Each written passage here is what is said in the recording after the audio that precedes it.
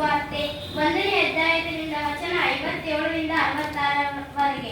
ಶ್ರೀ ಲೂಕನು ಬರೆದ ಸುವಾರ್ತೆ 1ನೇ ಅಧ್ಯಾಯದಿಂದ ವಚನ 57ರಿಂದ 66ರವರೆಗೆ.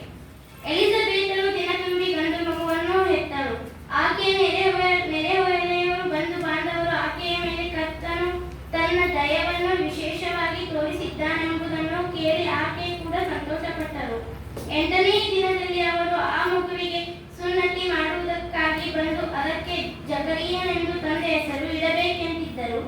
ಈ ವಿಷಯ ಅದರ ತಾಯಿಯು ಅದು ಬೇಡ, ಯೋಹಾನನೆಂದು ಹೆಸರಿಡಬೇಕು ಅನ್ನಲು ಅವರು, ನಿನ್ನ ಬಂಧು ಬಾಂಧವರಲ್ಲಿ ಈ ಹೆಸರಿನವರು ಒಬ್ಬರಾದರೂ ಇಲ್ಲವಲ್ಲ ಎಂದು ಆಕೆ ಹೇಳಿ, ಇದಕ್ಕೆ ಏನು ಹೆಸರಿಡಬೇಕೆಂದಿರುತ್ತೀ ಎಂಬುದಾಗಿ ತಂದೆ ಸನ್ನೆ ಮಾಡಿದರು. ಅವನು ನಂತರೇ ಒಂದು ಹಲಿಗೆ ನಂತರ ಅದರ ಹೆಸರು ಎಂದು ಬರೆದನು. ಅದಕ್ಕೆ ಎಲ್ಲರೂ ಆಶ್ಚರ್ಯಪಟ್ಟರು. ಕೂಡಲೇ ಅವನಿಗೆ ಬಾಯಿ ಬಂತು, ನಾಲಿಗೆ ಸಡಲವಾಯಿತು. ಅವನು ಮಾತಾಡುವ ಶಕ್ತಿಯುಳ್ಳವನಾಗಿ ದೇವರನ್ನು ಕೊಂಡಾಡಿದನು. ಇದನ್ನು ಕೇಳಿ ನೆರೆಯವರೆಲ್ಲರಿಗೆಲ್ಲ ಹೆದರಿಕೆ ಉಂಟಾಯಿತು ಮತ್ತು ಈ ಎಲ್ಲ ಸಂಗತಿ ಮಾತನಾಡಿಕೊಳ್ಳುತ್ತಿದ್ದರು.